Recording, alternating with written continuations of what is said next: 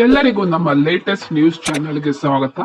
ನಮ್ಮ ಚಾನೆಲ್ ಅನ್ನು ಲೈಕ್ ಮಾಡಿ, ಸಬ್ಸ್ಕ್ರೈಬ್ ಮಾಡಿ ಮತ್ತೆ ಬೆಲ್ ಐಕಾನ್ ಒತ್ತಿ. ನಾವಿವತ್ತು ಮಾತಾಡ್ತಾ ಇರೋದು ಅತಿ ಕಿರಿಯ ಚೆಸ್ ಸಾಮ್ರಾಟ ಗುಕೇಶ್ ಅವರ ಬಗ್ಗೆ.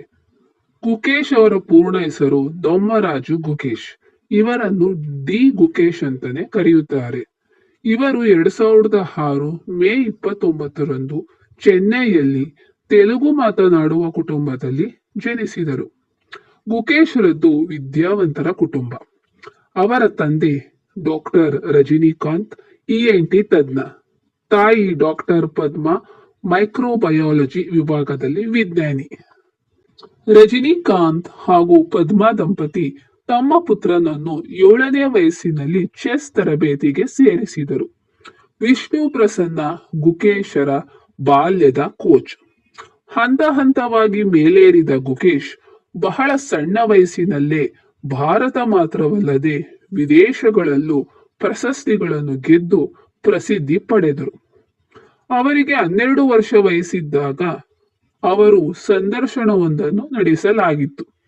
ಅದರಲ್ಲಿ ಗುಕೇಶ್ ವಿಶ್ವ ಚಾಂಪಿಯನ್ ಆಗಬೇಕು ಎನ್ನುವುದು ತಮ್ಮ ಗುರಿ ಎಂದು ಹೇಳಿಕೊಂಡಿದ್ದರು.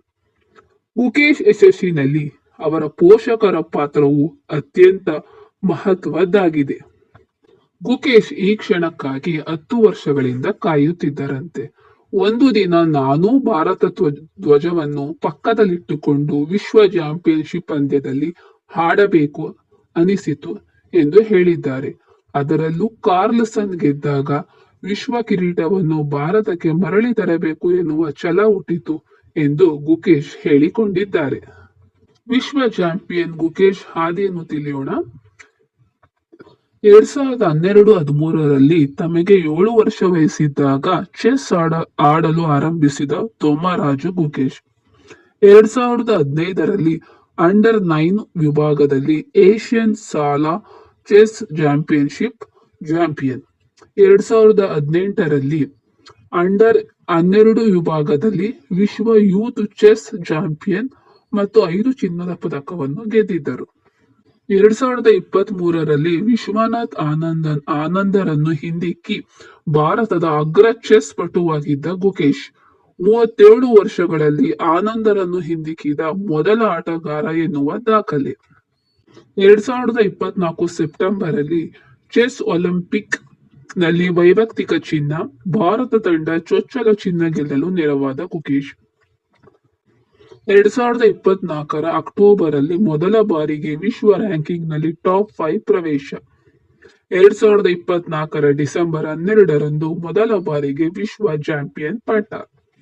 ನೂತನ ವಿಶ್ವ ಚೆಸ್ ಚಾಂಪಿಯನ್ ಡಿ ಗುಕೇಶ್ಗೆ ಬರೋಬ್ಬರಿ $1.3 ಮಿಲಿಯನ್ ಅಮೆರಿಕನ್ ಅಂದರೆ ಅಂದಾಜು 11.03 ಕೋಟಿ ಬಹುಮಾನ ಮೊತ್ತ ದೊರೆಯಿತು. ವಿಶ್ವ ಚಾಂಪಿಯನ್ಶಿಪ್ ಒಟ್ಟು ಬಹುಮಾನ ಮೊತ್ತ 21 ಕೋಟಿ ಆಗಿತ್ತು. ಪ್ರತಿ ಸುತ್ತು ಗೆಲುವಿಗೆ ಅಂದಾಜು 1.6 ಕೋಟಿ ದೊರೆಯುತ್ತದೆ. ಗುಕೇಶ್ 2, 11 ಹಾಗೂ 14ನೇ ಸುತ್ತುಗಳನ್ನು ಗೆದ್ದರು. ಲಿರೆನ್ ಮೊದಲ ಹಾಗೂ 12ನೇ ಸುತ್ತಲ್ಲಿ ಜಯಿಸಿದರು.